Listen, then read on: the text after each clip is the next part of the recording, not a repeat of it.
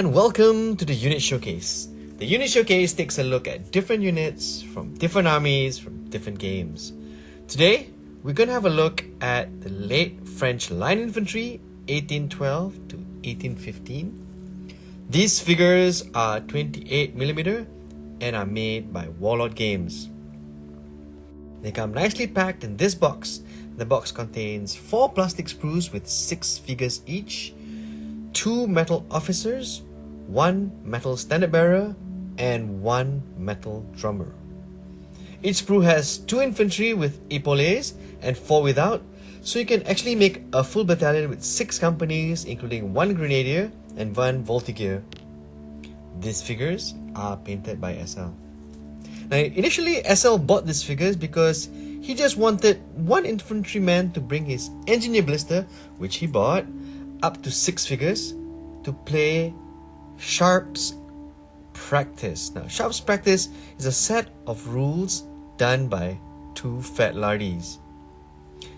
He also intended to use 6 to 8 other figures for another line unit. Besides, he could also use the officers for Sharp's Practice as well. It's for this reason that these figures were based as singles.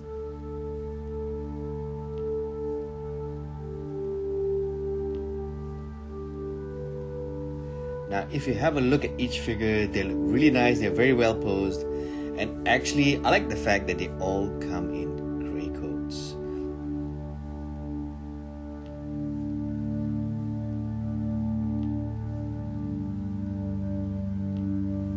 Now, later on, when he actually played Warlord's Black Powder, he decided to paint up and base the rest in 4s to match the Black Powder rules. Warlord provided a metal spear to use as a flagpole, but he didn't use it because he thought it was a waste of a perfectly good spear tip. So he drilled a hole in the eagle provided and mounted it on a 0.5mm copper rod. He flagged them as 1st Battalion 61st Infantry Regiment. He had already painted up a unit of 5th Lancers, so he decided to choose a regiment from the 2nd Army Corps, which the 5th Lancers belonged to at Waterloo. He looked at a brigade in the 2nd Corps with 1 light and 1 line regiment at Waterloo, since he also had a light infantry box. He chose the 61st because they also had a lot of battle honors.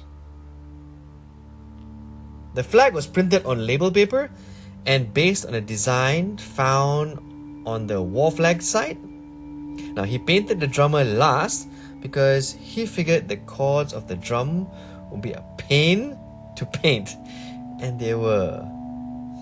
Especially because, well, his eyesight isn't as good as it used to be.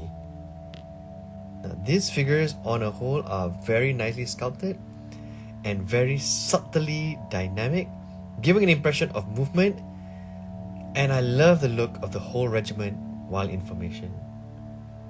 Painting for these figures were done clean with some black lining, and the whole regiment is extremely attractive to look at. You really can't go wrong with simple, neat painting. Now, 28mm is not for everyone, and doing large battles will be a large ask for this scale, but how can you not like the way they look? Now, I know some people who have figures at this scale. It's part of their small goal to see how many regiments that they can do.